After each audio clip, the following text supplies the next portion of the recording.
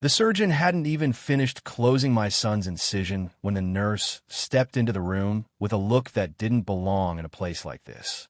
"Mr. Whitfield, there's a problem." My chest tightened instantly. "What kind of problem?" I asked, my voice already breaking before the answer came. She hesitated, like she was choosing words that wouldn't destroy me completely. "Some of the post-operative equipment that was prepared for your son. It's missing. Missing. Inside a hospital. During surgery." I felt something cold crawl on my spine.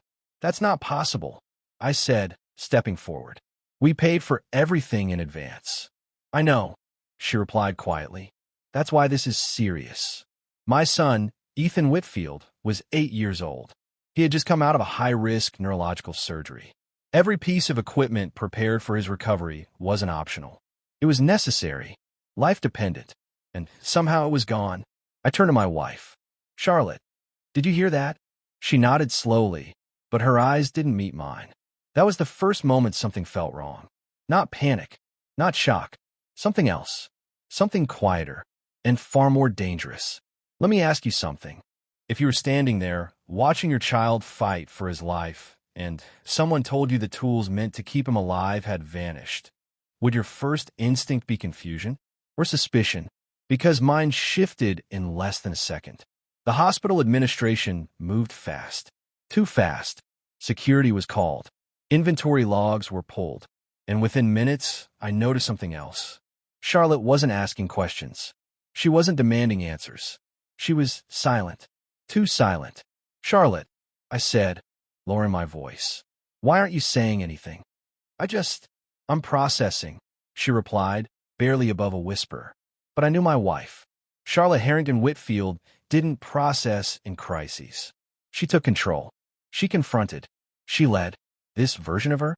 It felt like a stranger standing beside me. The surgeon came out shortly after. "Your son is stable for now," he said. "But we need the recovery support equipment immediately." "How long do we have?" I asked. "Not long," he answered honestly. Every second started to feel expensive. Painfully expensive. That's when security approached us. "Mr. Whitfield, we're reviewing surveillance footage from the prep storage area," one of them said. "Then review it faster," I snapped. They didn't argue. Because they knew.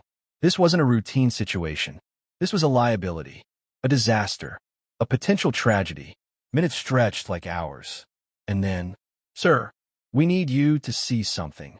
We were escorted into a small security room. Multiple screens. Multiple angles. Time stamps ticking forward like a countdown. "Here," the officer said, pausing the footage. The screen showed the storage room where Ethan's equipment had been kept. Sealed. Logged. Secure. "Watch closely." The footage resumed. The door opened. 2 people walked in. At first, my brain refused to process what I was seeing. Then it forced me to, because denial wasn't an option anymore. It was Charlotte's brother, Evan Harrington, and her mother, Margot Harrington. They weren't sneaking. They weren't panicking.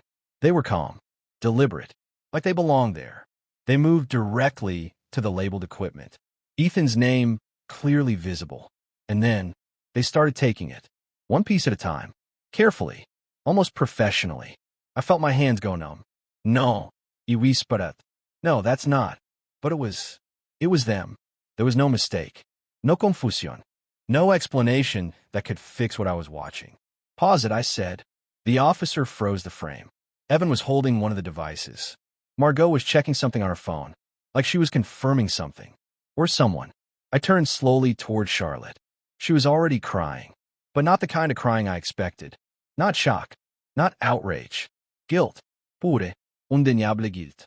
"Charlotte," I said quietly, dangerously calm. "Tell me I'm wrong." She shook her head. "I can't." Everything inside me shifted. Not cracked. Not broke. Shifted. Like the ground I stood on had been replaced with something unstable. "What did they do?" I asked. She covered her face. I didn't think they'd actually go through with it. Go through with it. Those words echoed louder than anything else. "You knew?" I asked. My voice didn't rise. It dropped. Heavy. Controlled. Terrifyingly steady. "They said it was temporary," she whispered. "They said they needed help. Money. Just for a short time. They sold it." I asked. Silence. That was my answer. Midway through my son's surgery, while he was under anesthesia, while his life depended on what came next, her family had taken his medical equipment and sold it for money. Let me ask you something. If betrayal had a face, would it look like strangers? Or would it look like the people you trusted enough to build a family with? Because in that moment, betrayal looked exactly like mine. The hospital moved immediately once the footage was confirmed. Law enforcement was called. Emergency replacements were arranged. But replacement doesn't mean instant. And time? Time was something my son didn't have the luxury of wasting. I stepped out of the room. I needed air. I needed distance. I needed something to stop the rage from turning into something irreversible. Charlotte followed me. "Daniel, please. Don't," I said, holding up a hand.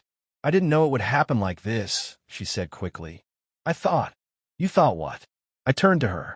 That selling our son's survival tools during surgery was acceptable if it was temporary. Her silence again. And that silence? It said more than any explanation ever could. The police arrived within 20 minutes. Efficient, professional, unemotional. Exactly what the situation demanded. Evan and Margot were located faster than I expected, because they hadn't even tried to disappear. They thought they had time. They thought they were safe. They thought wrong. But here's where everything twisted again. Because when the police recovered part of the equipment, it wasn't all of it. Some of it had already been resold, moved, gone. And suddenly this wasn't just betrayal. It was irreversible damage. The hospital did everything they could. Emergency sourcing, specialists stepping in, alternative solutions. And somehow, Ethan stabilized. Not because everything went right, but because nothing else was allowed to go wrong. Days passed. Long ones. Heavy ones. Charlotte stayed by his bedside. But something had changed. Between us. Between everything. Trust doesn't shatter loudly. It disappears quietly. And once it's gone, Evan and Margot face charges. Serious ones. The kind that don't disappear with apologies. The kind that follow you. But consequences don't restore what was lost. They don't rebuild trust. They don't erase what I saw on that screen. And they definitely don't answer the one question that stayed with me. Why didn't Charlotte stop them? That question didn't need words anymore. Because the answer had already revealed itself. Sometimes people don't stop things. Not because they can't, but because, deep down, they choose not to. And that choice, it changes everything. What's your personal reflection? Would you be able to forgive your partner if their family risked your child's life? And if they didn't stop it?